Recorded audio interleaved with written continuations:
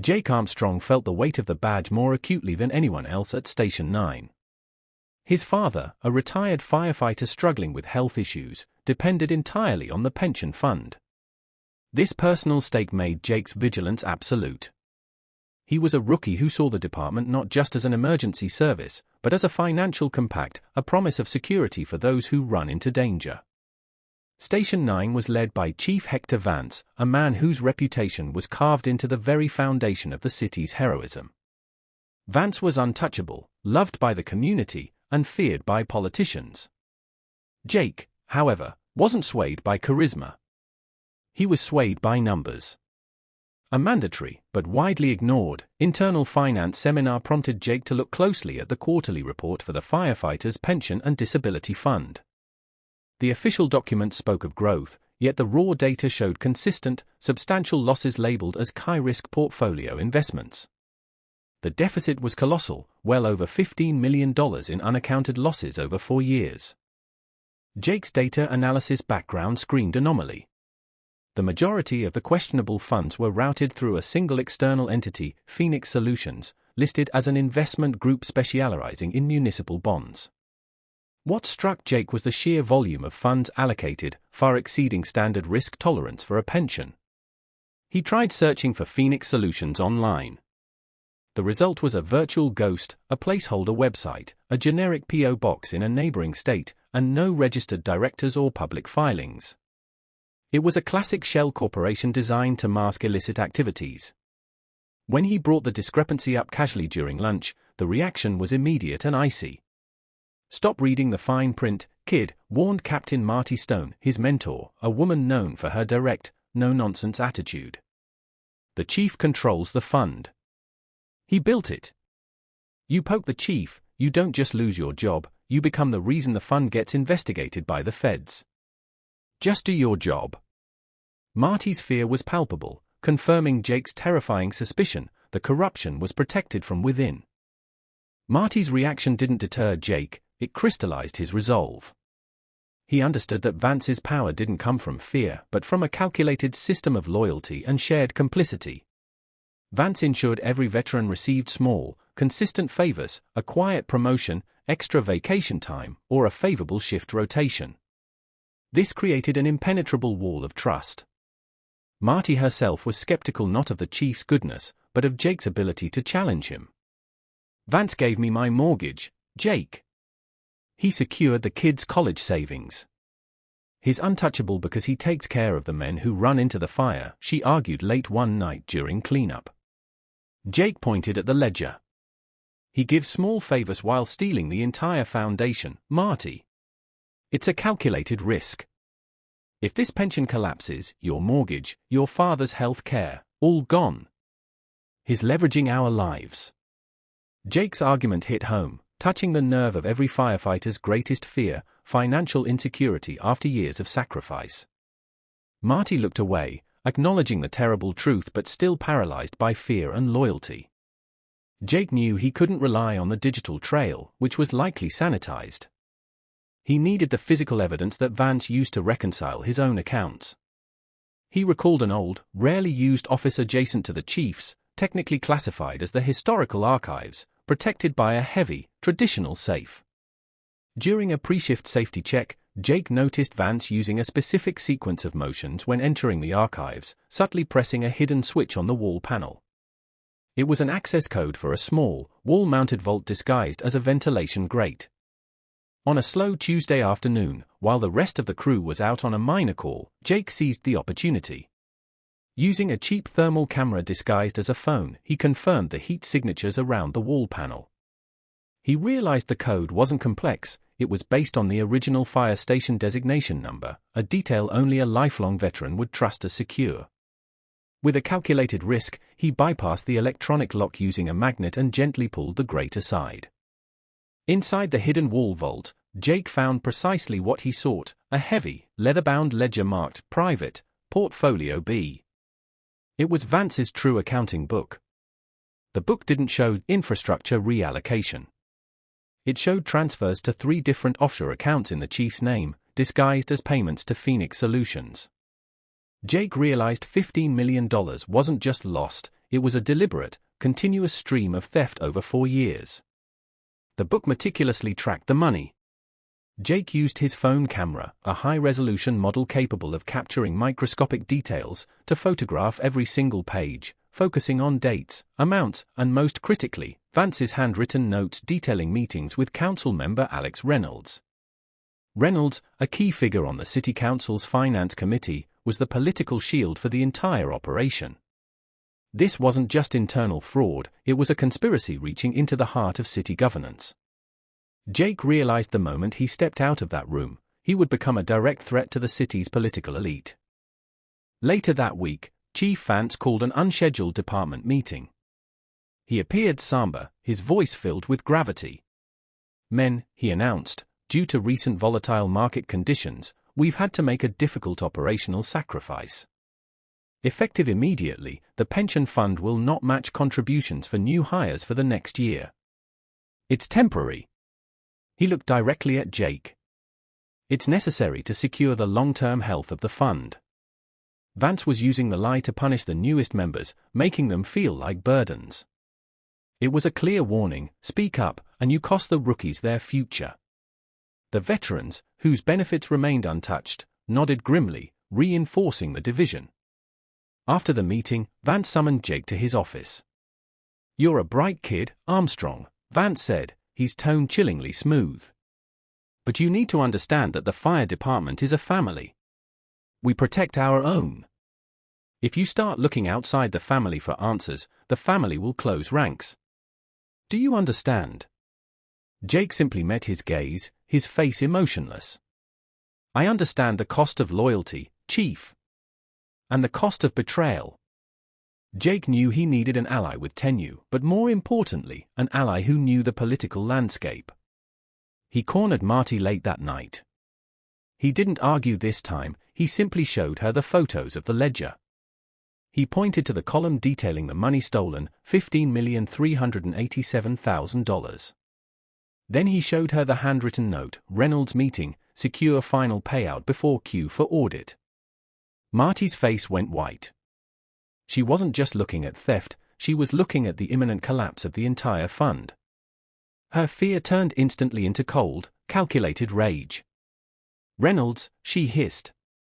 He was the one who pushed the last budget through, citing unforeseen infrastructure costs. Vance and Reynolds, they're dissolving the fund for a final payday. Marty's decades of cynical resignation dissolved into a renewed sense of duty. "Who do we trust?" she asked. Jake replied, "No one here. We go outside the city. The State Auditor General's office, they have jurisdiction over municipal pension integrity. We send the files anonymously, but we need a physical backup plan." The strategy was simple: Jake, the tech expert, would package the files, while Marty, the veteran, would provide the necessary contextual cover. They spent the next 2 days meticulously backing up all files to an encrypted cloud drive and drafting an anonymous whistleblower report. Marty included details only a veteran would know, the exact dates of Vance's unscheduled vacations, which aligned with large Phoenix Solutions transfers, and the suspiciously rapid approval of the infrastructure contracts by Reynolds. They decided to send the encrypted data from a public Wi-Fi hotspot outside the city jurisdiction to prevent tracing. The night of the transmission, Jake felt the adrenaline surge. This was more dangerous than running into a burning building. Here, the fire was political, and the burn was permanent. Once the file was uploaded, the clock started ticking. They had just bought themselves a narrow window before Vance realized the archives had been accessed and the final transfer was about to be stopped. The morning after the data was leaked, Vance received a cryptic, urgent call from Council Member Reynolds. Reynolds had been tipped off that the State Auditor General's office was asking unusual, granular questions about the Phoenix Solutions contracts. Vance immediately knew the source of the danger wasn't external, it was internal. He marched straight to the archives and checked the wall vault. Everything appeared in place, but Vance's deep-seated paranoia compelled him to open the private, Portfolio B ledger. The subtle indentation left by the thermal camera was just visible on the leather. Only one person in the station had the technical knowledge and motive, the rookie, Armstrong. Vance, his face contorted in a silent snarl, immediately ordered a lockdown. He gathered his most loyal, high-ranking lieutenants. Armstrong is compromised. He's been spying for the Union. He is a threat to the family. Find him. Confiscate his property. And fire him immediately for insubordination and unauthorized access to sensitive materials. Jake and Marty were caught completely off guard. As they returned from a late breakfast, they found two of Vance's loyal captains waiting at the station entrance. "Armstrong, you're terminated. Hand over your badge, equipment, and personal effects immediately," snarled Captain Davis. Jake knew compliance meant his phone and all digital proof would be seized. Marty stepped forward, using her seniority as a shield. "Wait! Termination requires written notice and a Union rep, you can't just ambush him." Her brave distraction bought Jake a vital 30 seconds. Jake, grabbing his gear bag, which contained the backup hard drive and a notarized copy of Marty's statement, sprinted towards the rear exit. A high-speed chase ensued through the city streets. Jake wasn't running from the law, he was protecting the evidence that was their only lifeline. He managed to evade his pursuers by diving into a dense construction site, using the confusion of heavy machinery to disappear. He immediately called the only number he knew could help them now, the State Auditor General's confidential tip line. Jake reached a secure payphone and made the call. He identified himself as the whistleblower and provided the Auditor General, AG, with the secure cloud link and the encryption key. Within minutes, the AG's office, already deeply disturbed by the initial report, confirmed the authenticity of the ledger photos. The evidence was irrefutable. Recognizing the immediate threat of evidence destruction, the AG's office mobilized quickly. They contacted the Federal Bureau of Investigation, FBI, to issue a warrant for Vance's arrest and a search warrant for Station 9. Crucially, the AG's office, bypassing the compromised mayor and city council, secured a temporary state order freezing the entire pension fund and placing the fire department under state administration. The order named Marty Stone as the temporary on-site supervisor, due to her tenure and the corroborating statement she had provided. State troopers and FBI agents descended upon Station 9 in a convoy. Vance, thinking he was consolidating his control, was meeting with his captains, shredding sensitive internal memos when the doors burst open. The lead FBI agent presented Vance with the warrant. "Chief Hector Vance, you are under arrest on federal charges of wire fraud, conspiracy to commit fraud, and misappropriation of public funds." Vance was utterly stunned. "This is a setup. This is the mayor's doing." "I'm the chief," he roared, but his protests were useless. His loyal captain stood frozen, unable to intervene against the power of the federal government. The state order naming Marty Stone as the temporary on-site supervisor was immediately read aloud. Vance's loyalists were instantly stripped of their authority. The entire station was locked down, and all computers, ledgers, and files were seized. The legendary chief, the idol of the city, was led away in handcuffs, his face a mask of shock and betrayal. The sight of the beloved Chief Vance being arrested at his own fire station, broadcast live by news helicopters, caused an instant media firestorm. The story immediately went viral, pension hero arrested for stealing millions. The public reaction was one of visceral anger and disbelief. The mayor, who had just issued a statement praising Vance's long, honorable career, was now scrambling. His office issued a flurry of contradictory press releases, blaming the scandal on rogue elements and promising a full, immediate internal review. The connection to council member Reynolds was quickly leaked by the AG's office, leading to Reynolds's immediate resignation under the threat of indictment. The city was in chaos. The citizens demanded transparency, accountability, and most importantly, leadership that was clean. Jake, still in hiding, became the unseen hero, the source of the truth that brought down a titan. Marty Stone, elevated by the state order, became the reluctant figurehead. Her first act was to contact Jake. "It worked, kid. You're the one who pulled the pin. Now the city is calling for your head, the mayor's calling for my resignation, and the guys are asking about their pensions. Marty, a cynical woman who had seen everything, was now navigating a political war zone. She issued a simple, honest statement to the press: the fire department is cooperating fully with the federal investigation. Our focus is the safety of our city and the security of our families. We will not comment further on the ongoing investigation. Her calmness helped stabilize the immediate fallout, but everyone knew her role was temporary.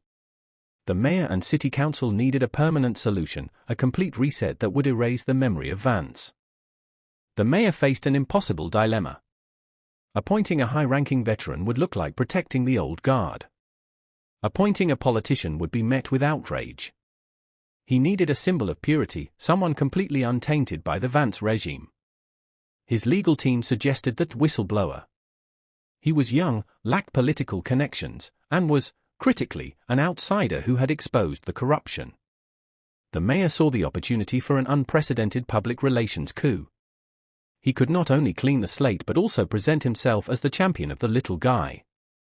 After extensive negotiations with the state AG's office, the mayor agreed to a radical solution. He would publicly appoint the whistleblower as the new chief, guaranteeing the total transparency the state demanded. Jake was still in hiding, monitoring the news from a cheap motel room. He was exhausted but energized by the result. He received a call on his secure phone. It was Marty. "Jake, the mayor wants to meet you. Don't worry, the feds are vetting the location and the people. He's offering you the chief's job." Jake was stunned into silence. "Marty, I'm a rookie. I've only been here a year. I'm 25. Marty's voice was firm. "Exactly. You're clean, you have the data, and you have the moral high ground. They don't want experience, they want a reset button. They want a story. You are the story, Jake. You either come home and lead the department you saved, or they hand the keys to some political hack who will cover up the next scandal. The choice is yours, Chief." Jake realized his actions had given him more than just justice, they had given him power and an irreversible responsibility. The mayor held a hastily arranged, high-profile press conference at City Hall. The entire city was watching. The mayor, looking strained but determined, made his announcement. He described the shocking betrayal of Chief Vance and the need for unprecedented change. Then, he paused for dramatic effect. "Today, we restore faith. We have chosen a leader whose integrity was tested in the fire of truth." He introduced Jake Armstrong. Jake, wearing a crisp, unfamiliar dress uniform, walked onto the stage. He was the youngest person in the room. The sight of the rookie, who had risked everything, being handed the chief's badge by the mayor himself, was a stunning moment of political theater and genuine triumph. The mayor pinned the badge onto Jake's chest. The press went wild. Jake stepped up to the microphone, his hands trembling slightly, but his voice clear and resolute. He didn't thank the mayor, he addressed his department directly. "I stand here today not as a politician, but as a firefighter." The trust that Chief Vance shattered was not just financial, it was the trust between every member of this family. "We were betrayed by the man who was supposed to protect us." He spoke about the debt owed to the veterans. "My first order of business as your chief is to ensure every dollar stolen is recovered, and the pension fund is secured by mandatory, public, third-party oversight. The Armstrong Transparency Protocol begins today. No more secrets. No more hidden ledgers. From now on, loyalty is earned through honesty, not through favors. We run into the fire for the community, and we will now run into the political fire for each other." The power of his speech, devoid of political platitudes, instantly resonated with the public and stabilized the department. Jake, now chief, faced the monumental task of rebuilding. He promoted Marty Stone to deputy chief, making her the operational core of the reforms. Together, they purged the department of Vance's loyalists and instituted the most rigorous financial audit the city had ever seen.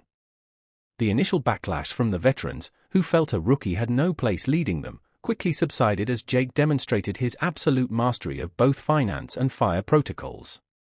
He wasn't just a data analyst, he was a natural leader whose authority came from moral conviction. the city's trust in its fire department slowly began to return. The recovered $15 million was placed back into the pension fund, which was subsequently renamed the Firefighters Integrity Trust. Jake had proven that his youth was his greatest asset. He was unburdened by the cynicism of the past. Chief Hector Vance was eventually convicted, the private portfolio B ledger serving as the centerpiece of the prosecution's case. He lost everything: his freedom, his pension, and his legacy, which was permanently tarnished. Jake Armstrong, the accidental chief, continued his mandate, becoming a national figurehead for public service ethics. He established a new department motto: "Courage is running towards the truth." His improbable rise from rookie to chief in one night became a permanent legend within the department, a constant reminder that the most dangerous threats sometimes come not from the flames outside, but from the greed within. The city learned its hardest lesson: never trust the man in the front unless you trust the data he hides.